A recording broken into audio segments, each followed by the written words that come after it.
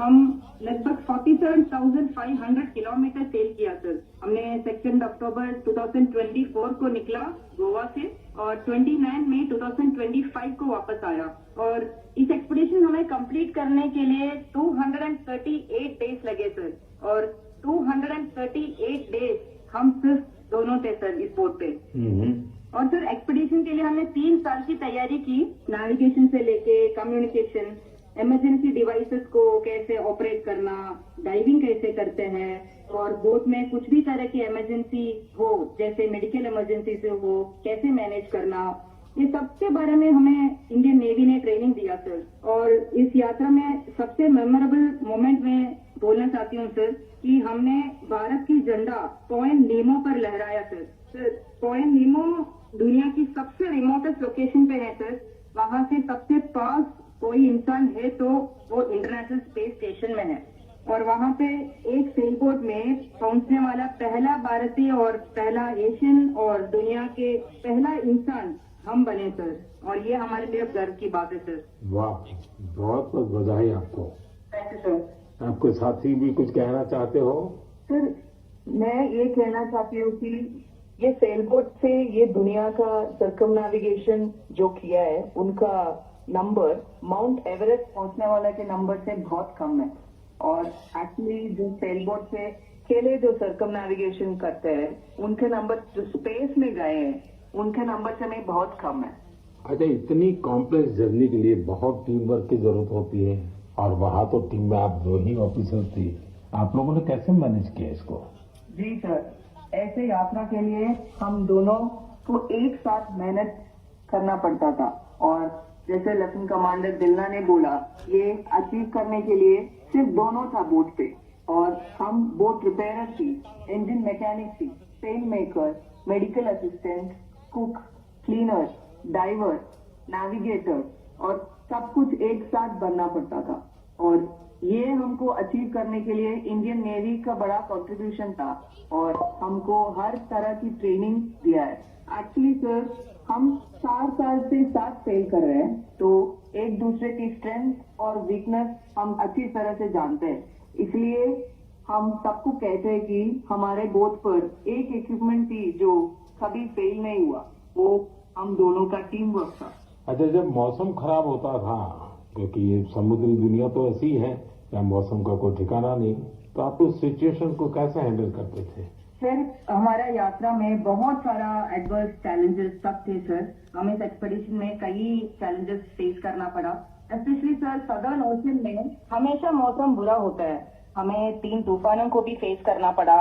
और सर हमारा बोट सिर्फ 17 मीटर का है और लेंथ में उसका विड्थ है सिर्फ 5 मीटर। तो कभी कभी कुछ लहरें आती थी जो 3 स्टोरी बिल्डिंग से भी बड़ी थी सर। और हमने बहुत ज्यादा गर्मी और बहुत ज्यादा सर्दी दोनों फेस किया है हमारा जर्नी में। अंटार्कटिका में सर जब हम सेल कर रहे थे हमारा टेम्परेचर 1 डिग्री सेल्सियस और 90 किलोमीटर पर आवर का हवा दोनों एक साथ हमको सामना करना पड़ा था। और हमने ठंड से बचने के लिए 6 से 7 लेयर कपड़े एक साथ पहनते थे और पूरा सदर्न ओशन हमने ऐसी 7 लेयर ऑफ क्लोथिंग से किया सर। एंड कभी कभी हम गैस स्टोव लेके हमारा हाथ को गर्म करते थे सर। और कभी ऐसे सिचुएशंस भी होते हैं जब हवा बिल्कुल नहीं होता है और हम सेल्स पूरा नीचे करके हम ड्रिफ्ट होते रहता है। और ऐसे वाले सिचुएशन में एक्चुअली सर हमारा पेशेंस टेस्ट होता है। लोगों को सुन करके भी बहुत हैरानी होगी कि हमारे देश की बेटियां ऐसा कष्ट उठा रही हैं। अच्छा, इस परिक्रमा के दौरान आप अलग अलग देशों में रुकती भी रही, वहाँ क्या एक्सपीरियंस होता था? जब भारत की 2 बेटियों को लोग देखते होंगे तो उनके मन में बहुत सारी बातें रहती होगी। जी सर, हमको बहुत अच्छा एक्सपीरियंस मिला सर। हमने 8 महीनों में 4 जगह पे रुकी थी sir, Australia, New Zealand, port Stanley और साउथ अफ्रीका से। हर जगह पे एवरेज कितना समय रुकना होता था? सर हमने 14 डेज स्टे किया सर, एक जगह पे 14 डेज। Correct sir. और सर हमने दुनिया के हर कोने में भारतीय को देखे सर, वो भी बहुत एक्टिव और बहुत कॉन्फिडेंस के साथ भारत का नाम रोशन कर रहे हैं। और हमको ऐसे लगा कि हमारा जो सक्सेस है सर वो अपना भी सक्सेस समझते थे। एंड हर जगह पे हमें अलग अलग एक्सपीरियंस मिला। जैसे ऑस्ट्रेलिया में वेस्टर्न ऑस्ट्रेलियन पार्लियामेंट के स्पीकर ने हमें बुलाया, वो हमें बहुत मोटिवेट किया सर। और हमेशा ये ऐसे सब चीज होता है सर, हमें बहुत गर्व होता था। और जब न्यूजीलैंड में गए तब माओरी लोगों ने हमें स्वागत किया और हमारा भारतीय कल्चर के लिए बहुत रेस्पेक्ट दिखाया सर। एंड एक इम्पोर्टेंट चीज है सर, पोर्ट स्टैनली एक रिमोट आइलैंड है सर, वो साउथ अमेरिका के पास है। वहाँ पे टोटल पॉपुलेशन सर 3500 है सर, लेकिन वहाँ हमने एक मिनी इंडिया देखा एंड वहाँ पे 45 इंडियंस थे। इन्होंने हमें अपना समझा और हमें घर जैसा महसूस कराया सर। अच्छा, देश की उन बेटियों के लिए आप दोनों क्या मैसेज देना चाहेंगी जो आपकी तरह ही कुछ अलग करना चाहती हैं? सर, मैं लेफ्टिनेंट कमांडर रूपा बोल रही हूँ अभी। मैं आपके माध्यम से मैं सबको ये कहना चाहती हूँ कि अगर कोई भी अपने दिल लगा के मेहनत किया तो इस दुनिया में कुछ भी इम्पॉसिबल नहीं है। आप कहाँ से हो, कहाँ पैदा हुआ, वो कुछ मैटर नहीं करता। सर, ये हम दोनों का इच्छा है कि भारत की युवा और महिलाएं बड़े बड़े सपना देखें और फ्यूचर में और गर्ल्स और विमेन डिफेंस में, स्पोर्ट्स में, एडवेंचर में शामिल होकर देश का नाम रोशन करें। दिलना और रूपा, आपकी बातें सुनकर मुझे भी बहुत रोमांच अनुभव हो रहा है कि कितना बड़ा साहस आपने किया है। आप दोनों को मेरी तरफ से बहुत बहुत धन्यवाद। निश्चित तौर पर आपकी मेहनत, आपकी सफलता, आपकी अचीवमेंट देश के युवकों को, देश की युवतियों को बहुत प्रेरित करेगी। ऐसे ही तिरंगा लहराते रहिए। भविष्य के प्रयासों के लिए आपको मेरी ढेरों शुभकामनाएं। Thank you sir. बहुत बहुत धन्यवाद। वणक्कम, नमस्कारम। नमस्कार सर। साथियों, हमारे पर्व त्योहार भारत की संस्कृति को जीवंत बनाए रखते हैं। छठ पूजा ऐसा एक पावन पर्व है जो दिवाली के बाद आता है। सूर्य देव को समर्पित यह महापर्व बहुत ही विशेष है। इसमें हम डूबते सूर्य को भी अर्घ्य देते हैं, उनकी आराधना करते हैं। छठ न सिर्फ देश के अलग अलग हिस्सों में मनाई जाती है, बल्कि दुनिया भर में इसकी छठा देखने को मिलती है। आज ये एक ग्लोबल फेस्टिवल बन रहा है। साथियों, मुझे आपको ये बताते हुए बहुत खुशी है कि भारत सरकार भी छठ पूजा को लेकर एक बड़े प्रयास में जुटी है। भारत सरकार छठ महापर्व को यूनेस्को की इंटेंजिबल कल्चरल हेरिटेज लिस्ट यानी यूनेस्को की सांस्कृतिक धरोहर की सूची में शामिल कराने का प्रयास कर रही है। छठ पूजा जब यूनेस्को की सूची में शामिल होगी तो दुनिया के कोने कोने में लोग इसकी भव्यता और दिव्यता का अनुभव कर पाएंगे। साथियों, कुछ समय पहले भारत सरकार के ऐसे ही प्रयासों से कोलकाता की दुर्गा पूजा भी यूनेस्को की इस लिस्ट का हिस्सा बनी है। हम अपने सांस्कृतिक आयोजनों को ऐसे ही वैश्विक पहचान दिलाएंगे तो दुनिया भी उनके बारे में जानेगी, समझेगी, उनमें शामिल होने के लिए आगे आएगी। साथियों, 2 अक्टूबर को गांधी जयंती है। गांधी जी ने हमेशा स्वदेशी को अपनाने पर बल दिया और उनमें खादी सबसे प्रमुख थी। दुर्भाग्य से आजादी के बाद खादी की रौनक कुछ फीकी पड़ती जा रही थी, लेकिन बीते 11 साल में खादी के प्रति देश के लोगों का आकर्षण बहुत बढ़ गया है। पिछले कुछ वर्षों में खादी की बिक्री में बहुत तेजी देखी गई है। मैं आप सभी से आग्रह करता हूं कि 2 अक्टूबर को कोई न कोई खादी प्रोडक्ट जरूर खरीदें। गर्व से कहें, ये स्वदेशी है। इसे सोशल मीडिया पर #वोकल फॉर लोकल के साथ शेयर भी करें। साथियों, खादी की तरह ही हमारे हैंडलूम और हैंडीक्राफ्ट सेक्टर में भी काफी बदलाव देखने को मिल रहा है। आज हमारे देश में ऐसे कई उदाहरण सामने आ रहे हैं जो बताते हैं कि अगर परंपरा और इनोवेशन को एक साथ जोड़ दिया जाए तो अद्भुत परिणाम मिल सकते हैं। जैसे एक उदाहरण तमिलनाडु के याज नेचुरल्स का है। यहाँ अशोक जगदीशन जी और प्रेम साल्वाराज जी ने कॉर्पोरेट नौकरी छोड़ एक नई पहल की। उन्होंने घास और केला फाइबर से योगा मैट बनाए, हर्बल रंगों से कपड़े रंगे और 200 परिवारों को ट्रेनिंग देकर उन्हें रोजगार दिया। झारखंड के आशीष सत्यव्रत साहू जी ने जोहार ग्राम ब्रांड के जरिए आदिवासी बुनाई और परिधानों को ग्लोबल रैंक तक पहुंचाया है। उनके प्रयासों से आज झारखंड की सांस्कृतिक धरोहर को दूसरे देशों के लोग भी जानने लगे हैं।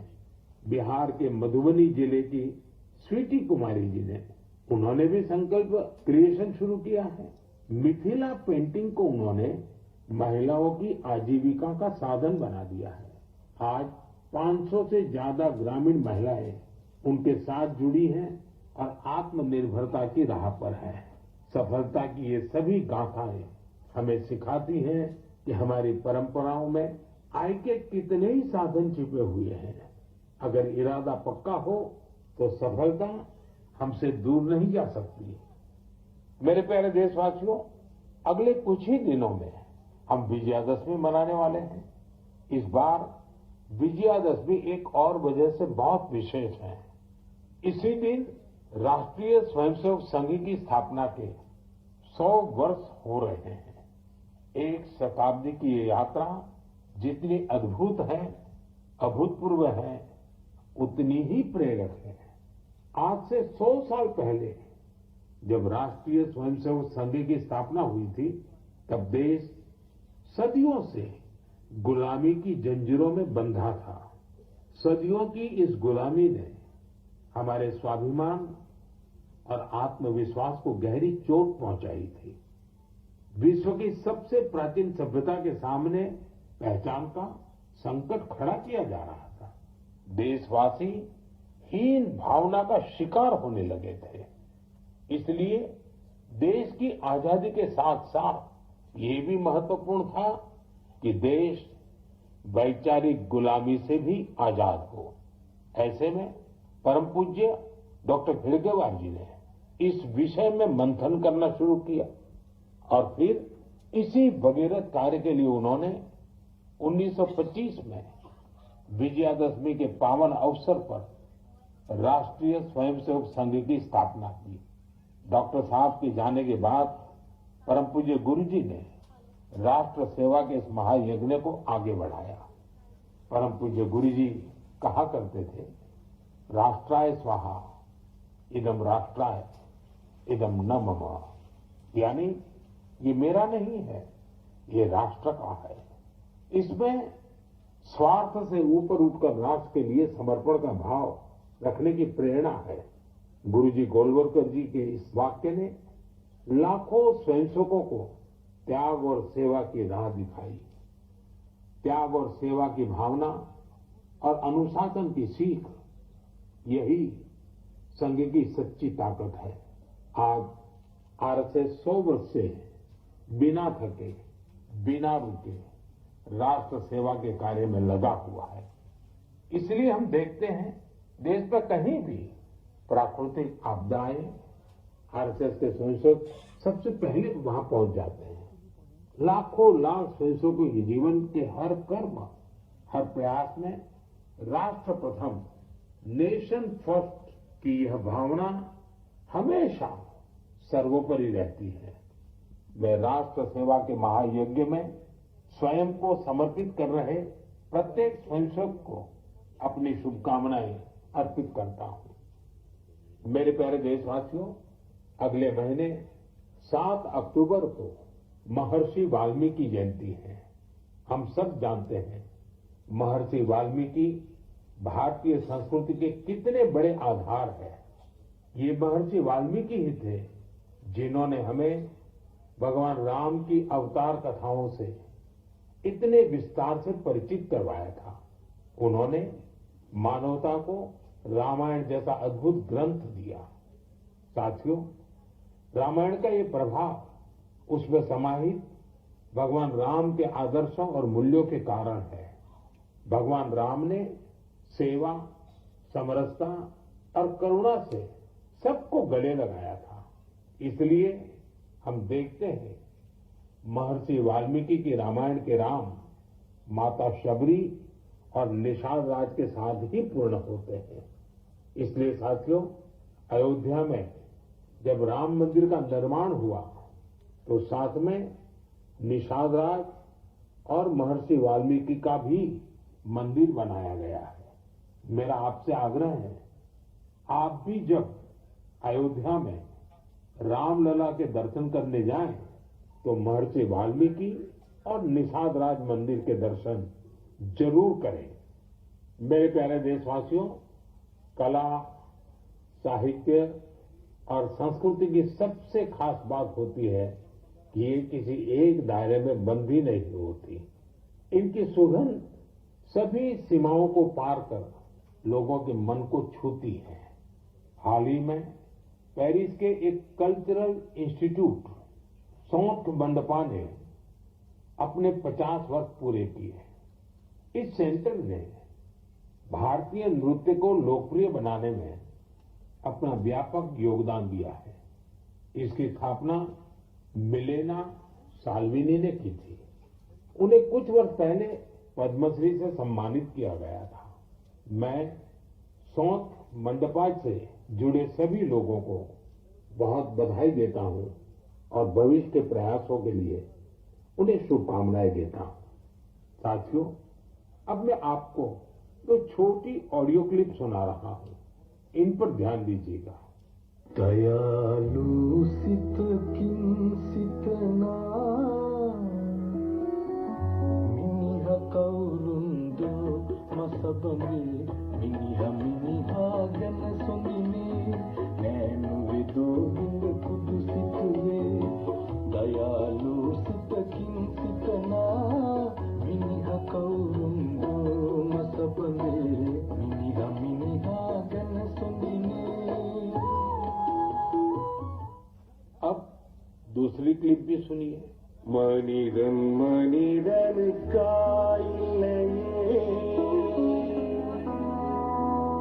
மற்றதுதான் இங்கு கவலைப்படும்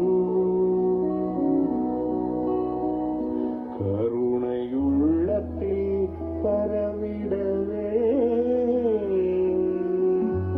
அன்பு செய்வாய் நீ என் தோழா மனிதன் மனிதனுக்காயில்லையே மற்றதுதான் இங்கு கவலைப்படும் கருணையுள்ளத்தில் பரவிடவே। साथियों, ये आवाज इस बात की साक्षी है कि कैसे भूपेन हजारिका जी के गीतों से दुनिया भर के अलग अलग देश आपस में जुड़ते हैं। दरअसल श्रीलंका में एक बेहद ही सराहनीय प्रयास हुआ है। इसमें भूपेन दाजी के प्रतिष्ठित गीत मनुहे मनुहार बाबे, इसका श्रीलंकाई कलाकारों ने सिंहली और तमिल में अनुवाद किया है। मैंने आपको इन्हीं का ऑडियो सुनाया है। कुछ दिनों पहले मुझे असम में उनके जन्म शताब्दी समारोह में शामिल होने का सौभाग्य मिला था। यह वास्तव में एक बहुत ही यादगार कार्यक्रम रहा।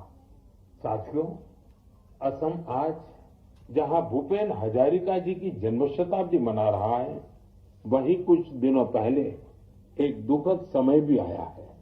जुबिन गर्ग जी के असामयिक निधन से लोग शोक में हैं।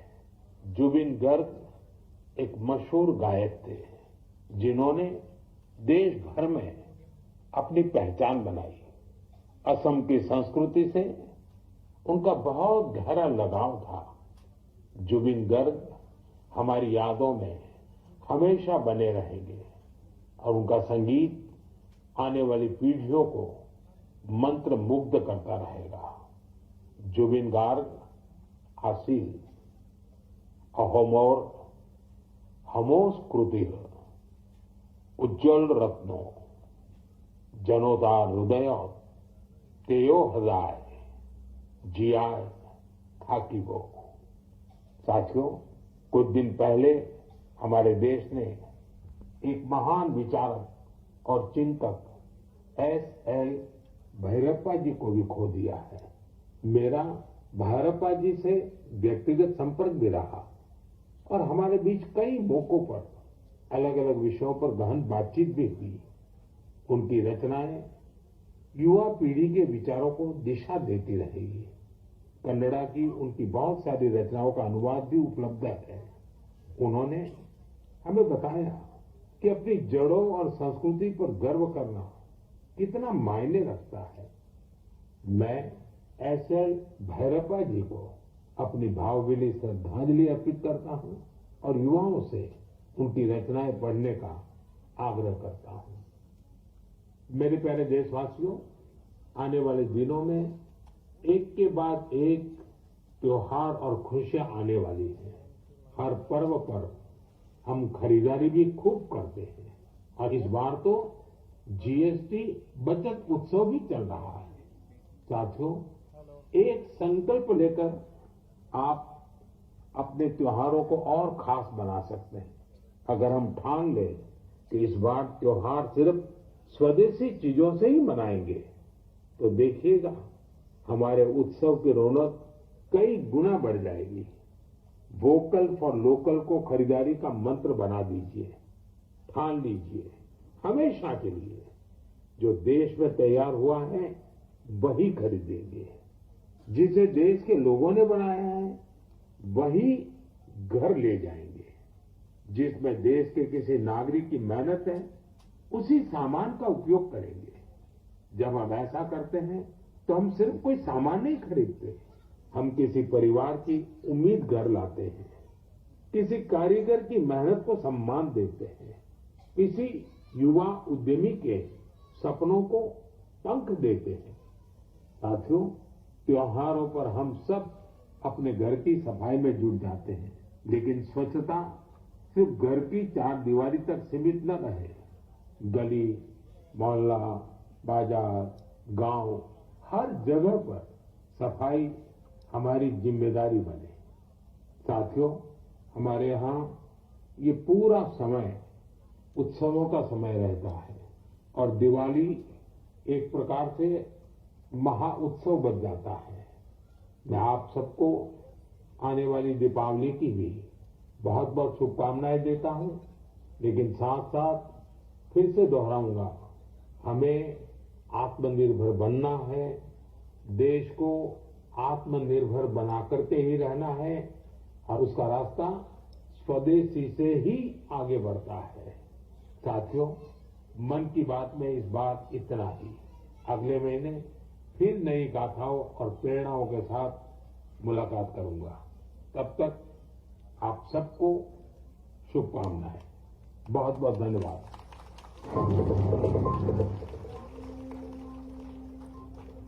एक बार बोलिए भारत माता की, भारत माता की। बहुत ही हमारे राष्ट्र के ऐसे राष्ट्र निर्माता और ऐसे जो अंत्योदय से राष्ट्रोदय के भाव के साथ नारी, किसान, गरीब और युवा चारों वर्गों के कल्याण के ऐसे युग दृष्टा प्रधानमंत्री जी के लिए जोरदार तालियां बजाएं जो संपूर्ण देश के कल्याण के लिए प्रतिबद्ध है। और सभी लोग अपने यथास्थान पर बैठे रहेंगे। आज हम सबका परम सौभाग्य है कि भारत की इस ऐतिहासिक स्थली जगदीशपुर बैरसिया विधानसभा में हमारे प्रदेश के यशस्वी जननायक का आगमन हुआ है। जोरदार तालियां बजाएं आप सब। हमारे ऐसे सहज सरल और ऐसे नवाचार के धनी माननीय मुख्यमंत्री डॉक्टर मोहन यादव जी हम सबके बीच पहुंचे हैं। इन बहनों के बीच ही ये बात करें मन की बात कार्यक्रम के 126वें संस्करण के सुनने के लिए। और अब बिना किसी देरी के हम ज्यादा समय न लेते हुए सर्वप्रथम माननीय मुख्यमंत्री जी का आप सबकी तरफ से हम स्वागत करने के लिए इस विधानसभा के हमारे यशस्वी विधायक मैं बड़ी ही आदर पूर्वक आग्रह करूंगा आदरणीय विष्णु खत्री जी से कि आप आए और माननीय मुख्यमंत्री जी का बहनों दोनों हाथ उठा करके हार्दिक अभिनंदन करें। माननीय मुख्यमंत्री डॉक्टर मोहन यादव जी का जो सदैव नारी सशक्तिकरण, किसान कल्याण, गरीब, विवाह सभी वर्गों के कल्याण के लिए सदैव प्रतिबद्ध है। जोरदार तालियां बहनों एक बार माननीय हम सबके प्रिय आप सबके भैया और लाडले मुख्यमंत्री डॉक्टर मोहन यादव जी का स्वागत के अभी आप सब बैठे रहेंगे इसे श्रृंखला में। मैं आग्रह करता हूं स्वागत के क्रम में आदरणीय जिला अध्यक्ष आदरणीय तीरथ सिंह जी से कि आप आए और माननीय मुख्यमंत्री जी का स्वागत अभिनंदन करें। हमारे ग्रामीण जिला अध्यक्ष एक बार जोरदार तालियां बजाएं। मैं इस स्वागत के क्रम को विस्तार देते हुए माननीय राघवेंद्र शर्मा भाई साहब से आग्रह करता हूं कि आप आए और माननीय मुख्यमंत्री जी का स्वागत करें। आदरणीय जो हमारे इस मन की बात कार्यक्रम के प्रभारी भी हैं और माननीय राघवेंद्र भाई साहब से आग्रह करता हूं कि आप आए और स्वागत करें। हमारे यहाँ के मंडल अध्यक्ष से भी आग्रह करता हूं आदरणीय लक्ष्मी नारायण कुशवाहा जी से। और आज का कार्यक्रम अपने आप में बहुत अनूठा है। यशस्वी प्रधानमंत्री जी की उस सोच को जमीनी हकीकत मिल रही है। जिला पंचायत के सम्माननीय दीदी से आग्रह करूंगा कि आप आए और माननीय मुख्यमंत्री जी का स्वागत करें। जिला पंचायत अध्यक्ष सम्माननीय दीदी से सादर आग्रह। एक बार बहनों जोरदार तालियां बजाएं। और अब बिना किसी देरी के मध्य प्रदेश में नवाचार, इच्छा शक्ति, नारी सशक्तिकरण और इन भावों को लेकर के एक विकसित, समृद्ध और गौरवशाली मध्य प्रदेश बनाने के लिए संकल्पबद्ध माननीय मुख्यमंत्री जी को हम जोरदार तालियों से सीधा आमंत्रित करें। उसके उद्बोधन के लिए मैं माननीय मुख्यमंत्री जी से सादर आग्रह करता हूं। और स्वदेशी के संकल्प को, जो कि आपको बताते चले, संपूर्ण भारत में नवरात्रि पर्व एक स्वदेशी पर्व के तौर पर मनाया जा रहा है। और माननीय मुख्यमंत्री जी से आग्रह करेंगे कि आज के इस कार्यक्रम में स्वदेशी संकल्प पत्र की भी आप हम सब आए हुए एक व्यक्तित्वों को संकल्प में दिलाएंगे, इन नारी शक्ति को। जोरदार तालियां बहनों, सादर आग्रह माननीय मुख्यमंत्री जी से उनके उद्बोधन के लिए।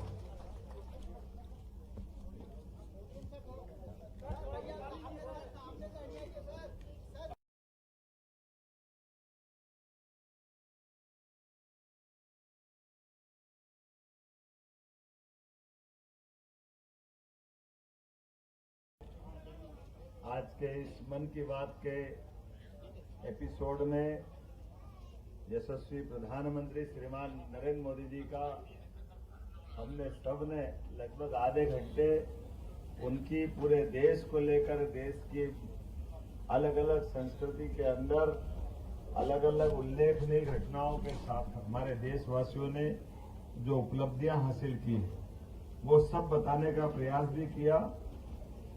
आज के दिन उन्होंने शहीद भगत सिंह,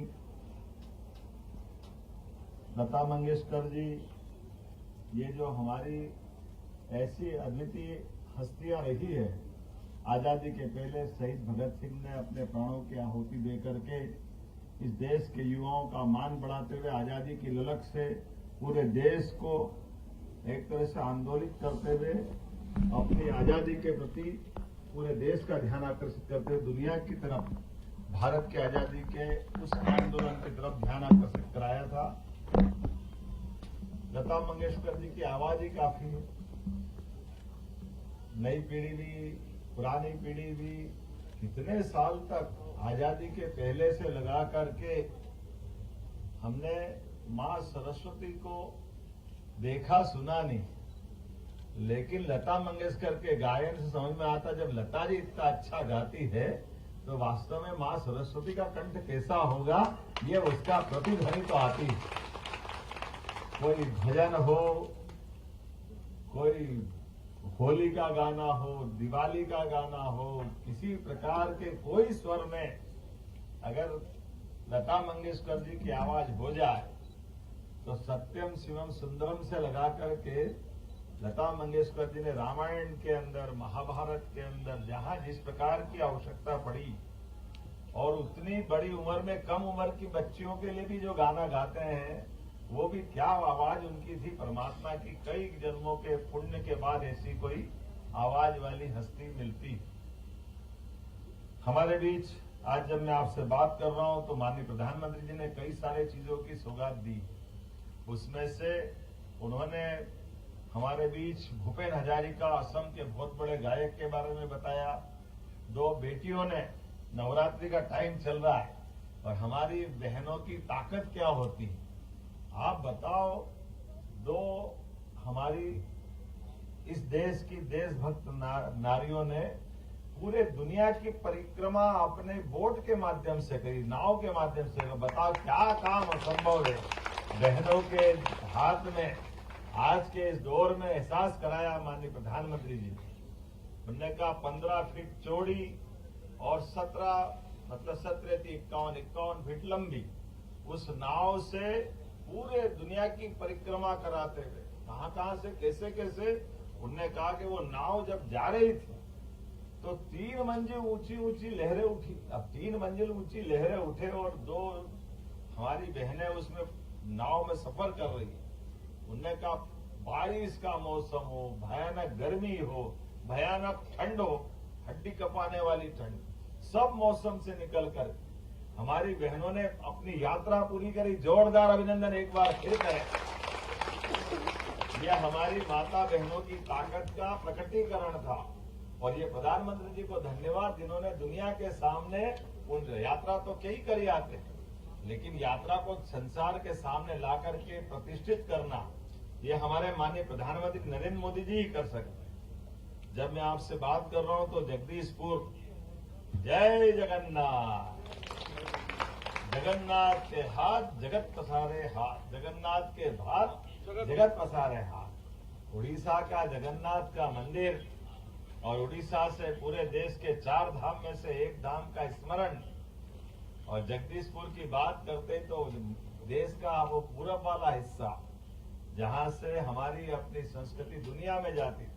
ऐसा कहते हैं वहां सूर्य मंदिर भी है, अद्भुत स्थान है। हमारे इस देश के अंदर सबसे पहले सूर्योदय उस तरफ से ही होता है। तो ऐसे में जगदीशपुर के नाम पे ये जगदीशपुर और जय जगन्नाथ करते संसार में भगवान का स्मरण भी करें और मनुष्यता की भी जय जय करें। और आपके यहाँ इस भोपाल राजधानी की शुरुआत की यही जगदीशपुर से हुई थी। गोंडवाना साम्राज्य का ये किला उस काल से अपनी अलग छटा लेके आया है। और वास्तव में मैं धन्यवाद देना चाहूंगा हमारे अपने सारे बंधुओं को, यहाँ के विधायक विष्णु खत्री जी को, जिला पंचायत के अध्यक्ष जी को, मंडल अध्यक्ष जी तीरथ जी मीणा को और सारे मित्रों को, साथ राहुल कोठारी जी को। वास्तव में मैं भी पहली बार आया और ऐसा लगा कि यहाँ न आकर गलती करना। राघवेंद्र जी आप भी बैठे, बहुत पहले आना चाहिए, लेकिन इतने बड़े राज्य में वास्तव में नीचे तक जा करके और अपनी खुद की राजधानी भोपाल की पुरानी राजधानी ये जगदीशपुर थी, ये देख करके आनंद आया।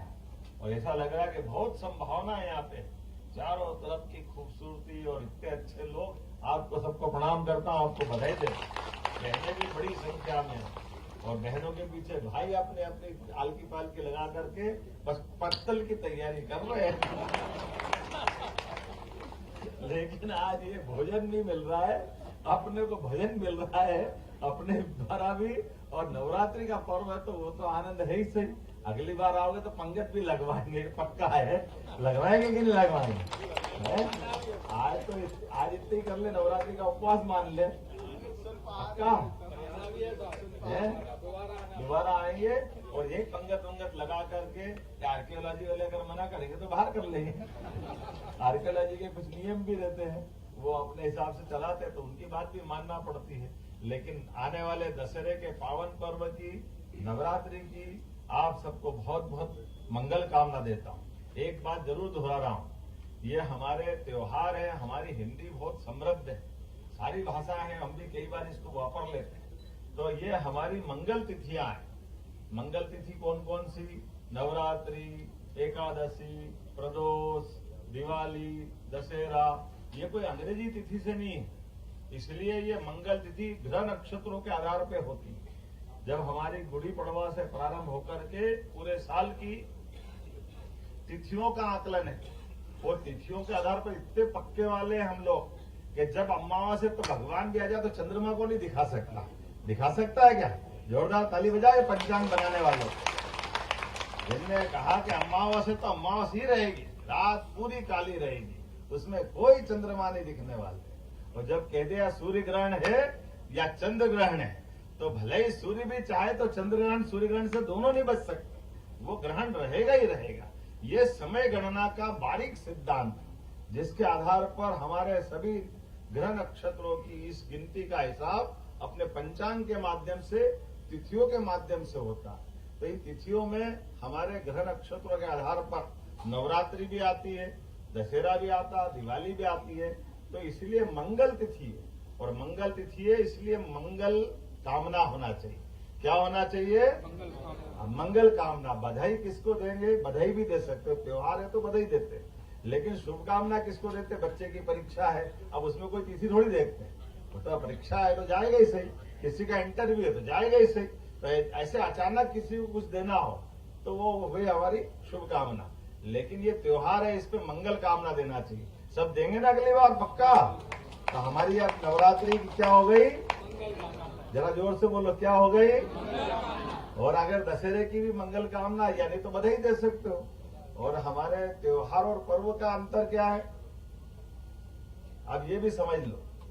पर्व का मतलब नवरात्रि पर्व तो एकासना उपास होगा कि नहीं होगा?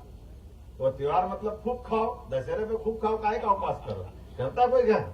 हाँ, दिवाली होली के खूब खाओ। लेकिन पर्व अगर है तो एकादशी पर्व, द्वादशी पर्व, जन्माष्टमी पर्व, रामनवमी पर्व, उस दिन हमको उपवास करना है। तो ये जो अंतर है इसको भी समझते रहोगे। लेकिन आज के इस अवसर पर आत्मनिर्भर भारत के लिए स्वदेशी का अभियान, हम सब अलग अलग त्योहार में खरीदारी करने जाएं तो आप तो माता बहनें तो याद रखती है, हमारा छोटा छोटा व्यापारी कोई भी सामान बेच रहा है उससे जरूर खरीदे। बड़े बड़े लोगों का सामान नहीं खरीदना, वो भरे में कब तक भरोगे? अपने को तो छोटे बड़े को आगे बढ़ाना चाहिए कि नहीं बढ़ाना चाहिए? हरेक के बाल बच्चे इस बहाने से बेचारे लोग पूरे साल अलग अलग प्रकार के सामान तैयार करते, बाजार में बेचने आते हैं। हमारे द्वारा खरीदी गई चीजों से उनके जीवन में भी, उनके घर में भी दो रोटी बनती है, उनको भी सुख के दिन आते हैं। तो सबको लेके चलने के लिए त्योहार और पर्व होते हैं। इसलिए छोटे छोटे चीजों को सबसे खरीदना, सबको मौका देना और अपने बीच में से सबको लेके चलने की भाव भी रखना।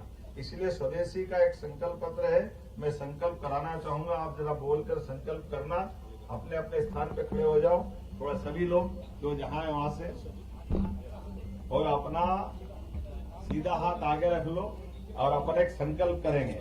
इस पे जरा दोहराएंगे तो अच्छा रहेगा। ये माननीय मोदी जी का संकल्प है, हर घर स्वदेशी, घर घर स्वदेशी। इसी अभियान को चला रहे हैं। मैं बोलूंगा, मैं तो अब बहनें होगी तो संकल्प लेती हूँ और भाई हो तो संकल्प लेता हूँ, ये बोलते रहना। मैं अपना अपना नाम बोल लें। भारत माता की सेवा, भारत माता की सेवा और सम्मान के लिए यह संकल्प लेता हूं कि अपने दैनिक जीवन में अधिकतम भारतीय उत्पादों का उपयोग करूंगा और आयातित वस्तुओं की जगह देसी विकल्प अपनाऊंगा। घर, काम और समाज में भारतीय उत्पादों को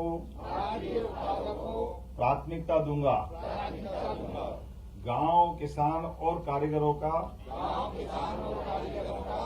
समर्थन कर स्थानीय उद्योगों को बढ़ावा दूंगा। युवाओं और बच्चों को स्वदेशी अपनाने के लिए प्रेरित कर नई पीढ़ी तक इसका महत्व पहुंचाऊंगा। पारिवारिक और सामाजिक जीवन में भारतीय भाषाओं का प्रयोग करूंगा। पर्यावरण के प्रति सजग रहकर स्वदेशी और प्रकृति अनुकूल उत्पादों का प्रयोग करूंगा और देश के पर्यटन स्थलों को प्राथमिकता दूंगा। भारत माता की मैं बोलूंगा घर घर स्वदेशी, हर घर स्वदेशी। आप बोलना घर घर स्वदेशी, हर घर स्वदेशी, हर घर स्वदेशी। बोलिए भारत माता की। अगली बार फिर मिलेंगे। और बहनों को भाई दूज से ही अभी किन किन को मिलती राशि? लाडली बहना, वाह क्या आनंद आ रहा है। आप सबका सावन में तो 250 मिले थे अलग, 1250 अलग थे, और अब की बार भाई दूज से 1500 शुरू। जोरदार अभिनंदन करो। और किसान सम्मान निधि किस किस को मिलती? पीछे हाथ खड़े करो। किसको किसान सम्मान निधि? बहुत लोगों को मिलती है। चलो आप भी अपने लिए ताली बजाओ बढ़िया ढंग से। और सोयाबीन किस किस के खेत में, वो भी हाथ खड़े करो। वाह, सोयाबीन वाले बहुत सारे बहने भी है। जोरदार हाथ खड़े करो जिन जिन के पास हो। आप चिंता मत करना, अपनी योजना लगा दी है। योजना में आपकी सोयाबीन बाजार में जाके बेचना। सरकारी खरीद है 5328, पिछली बार 2800 थी। मोदी जी के जोरदार ताली बजा, 528 बढ़ा दी हमने। 500 रुपए क्विंटल ये हमारी सरकार ने बढ़ाई और मोदी जी के माध्यम से बढ़ी। अब हमने निर्णय लिया है कि ऐसे में बारिश हो गई, दाना छोटा बड़ा रह गया, कुछ भी हो गया, आप बाजार में बेचने जाओगे भावांतर पे अपनी स्कीम पे 5 तारीख से 25 तारीख तक पंजीयन जरूर करा लेना, ताकि आपका पंजीयन हो जाए तो आपका अकाउंट का बैंक की पासबुक अगर फोटोकॉपी पहुंच जाएगी। जैसे आप मंडी में बेचने जाओगे, मान लो 4500 रुपए कुंटल मंडी में बिकी, वैसे तो हमने कलेक्टर से कहा कि सही दाम दिलवाना, वहाँ बेईमानी नहीं होना चाहिए, एसडीएम वगैरह भी रहेंगे मंडी में, लेकिन मान लो 4500 में बिकी तो 4500 तो उससे लेना और 828 रुपए आपका भाई देगा अपनी सरकार के माध्यम से आपके खाते में बराबर 5328 आएंगे। किसी को कोई कमी आने वाली नहीं, हर एक जो दाम अपन ने कहा है वो बराबर दे रहे हैं। इसीलिए अपनी सरकार ने पिछली बार हमारी गेहूं की सरकारी खरीद तो थी 2425 रुपए, कितनी थी, है ना, और 250 का बोनस दिया कि नहीं दिया अपन ने, सबको खाते में आया कि नहीं आया।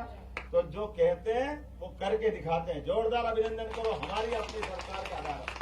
जो भाव है, जो बात है वो साफ है। मेरी अपनी ओर से आज के अवसर पर, आज नवरात्रि में निपटारा भोजन नहीं कराओगे, अगली बार भोजन करके भी जाऊंगा। बहुत बहुत धन्यवाद। भारत माता की जय।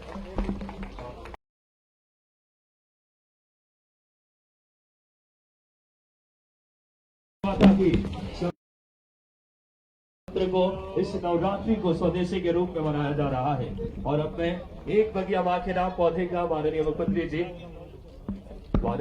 जी इस समय जो हमारे स्वदेशी उत्पाद है उस स्टॉल का निरीक्षण कर रहे हैं। सफेद प्रधानमंत्री जी की जो सोच है, स्वदेशी संपूर्ण दुनिया में भारत की पहचान, भारत के उत्पाद को किस तरीके से गति देने के लिए, और आज किसी श्रृंखला में ऐतिहासिक नगरी ये जगदीशपुर में शपथ ग्रहण के इस पावन में झारखंड में वैसे विधानसभा में माननीय मुख्यमंत्री जी का स्वदेशी जो हमारी वस्तुएं हैं, जहाँ पे माननीय मुख्यमंत्री जी का बहुत आराम से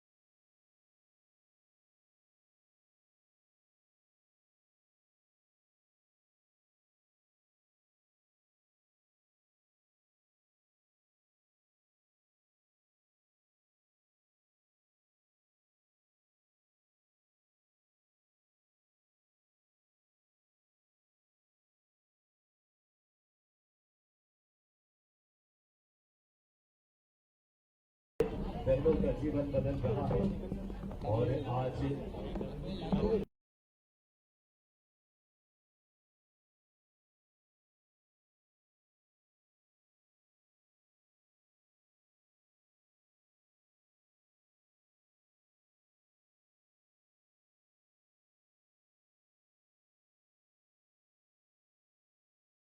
ऐसे हमारे मुख्यमंत्री जी मिले हैं जो बहनों के जीवन के कष्ट को समझते हैं। प्रधानमंत्री जी के उस भाव को बिना रुके बिना थके नारी सशक्तिकरण, किसान कल्याण, गरीब, युवा चारों वर्गों की भावांतर योजना माननीय मुख्यमंत्री जी के संवेदनशीलता का परिचायक है। और नवरात्रि हम सब जानते हैं पूरे भारत में स्वदेशी पर्व के तौर पर मनाया जा रहा है।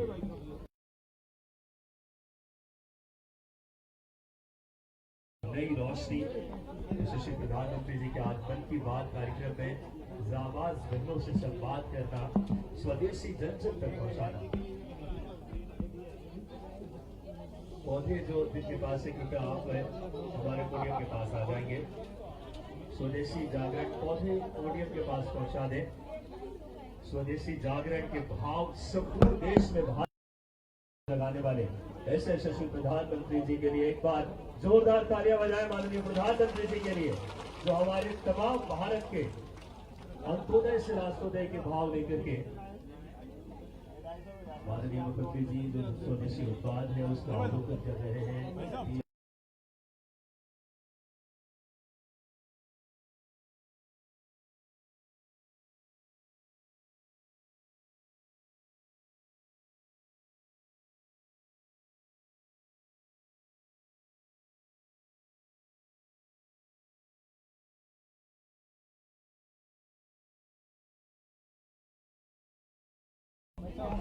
इस तरीके से जन जागरण का जब भारत अपने सामर्थ्य लेता है, भारतवासी पूरी दुनिया उस सामर्थ्य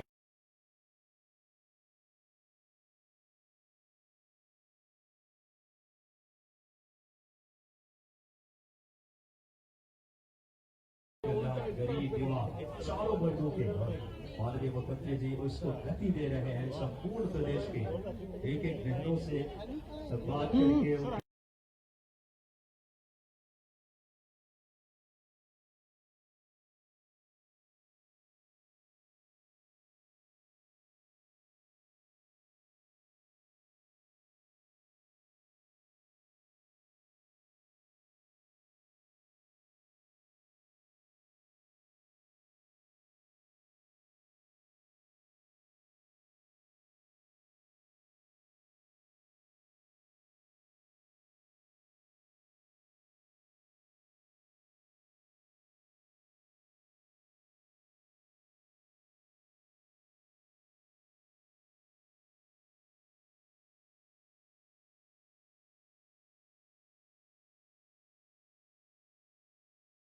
अम्बेडकर विजय माला दीदी, गीताबाई दीदी, फूलवती दीदी, एक बार जोरदार तालियां बजाएं। ऐसे हमारे किसान हितैषी और नारी सशक्तिकरण को उत्प्रोत ऐसी भाव माननीय मुख्यमंत्री जी की है।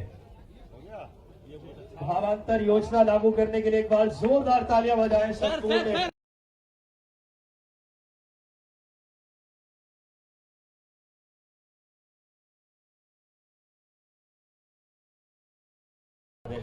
साथ इस क्षेत्र के लोकप्रिय विधायक विश्वकर्मा। भोपाल में मन की बात कार्यक्रम भी सुना।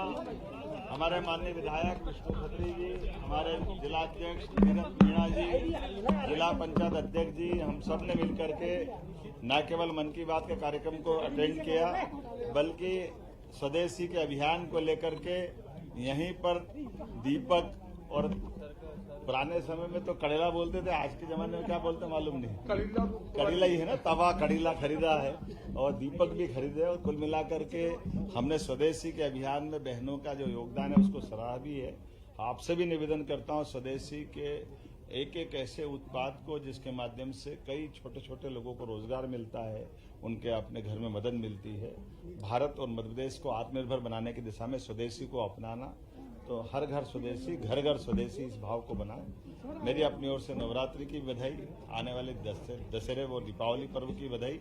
एक और खास बात, हमने अपने किसान भाइयों के लिए जो भावांतर योजना लागू की है, ये अलग अलग किसान संगठनों के सुझाव पे ही लागू की है।